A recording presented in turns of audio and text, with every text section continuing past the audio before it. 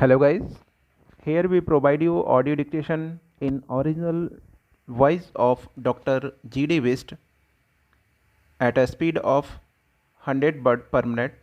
If you want more these type dictations at a different speed of all books, Hindi or English, then subscribe, like, share or comments also on my channel, and lot of thanks of any kind of suggestion.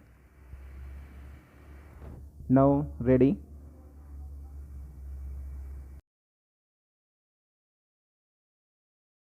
Exercise 14.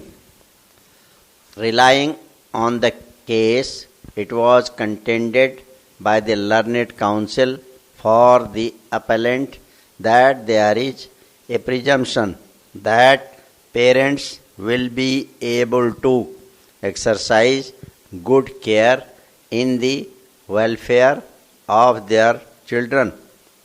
It was argued by the learned counsel on behalf of respondents that the impugned order warrants no interference. Before passing the impugned order, the learned judge had spent over 1 hour with the children to ascertain their preferences.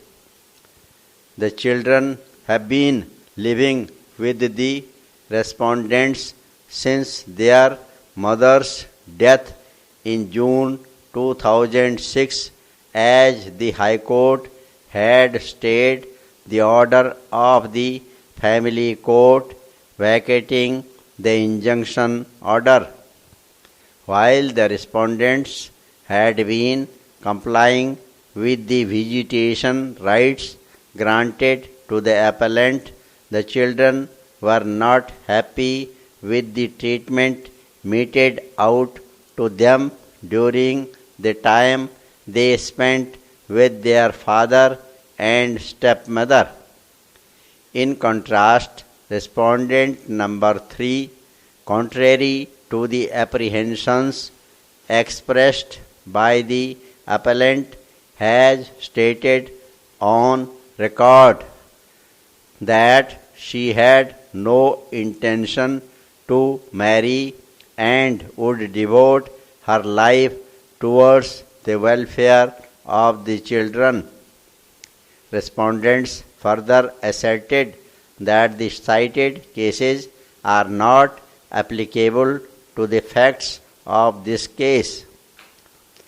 We have heard the learned counsel for both the parties and examined the impugned order of the High Court and also the orders passed by the family court. After considering the materials on record and the impugned order, we are of the view that at this stage the respondents should be given interim custody of the minor children till the disposal of the proceedings filed under section 7, 9 and 17 of the Act. Section 12 of the Act empowers courts to make such order for the temporary custody and protection of the person or property of the minor as it thinks proper.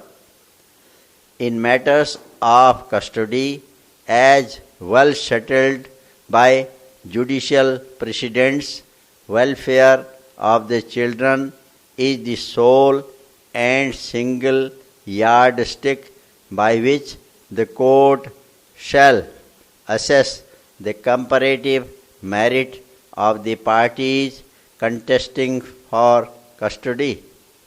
This court had observed in this decision that custody orders by their nature can never be final.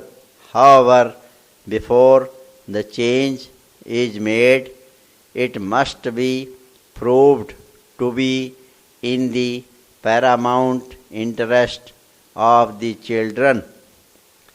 In that decision, while granting interim custody to the father as against the maternal grandparents, this court held that the division bench appears to have lost sight of the factual position.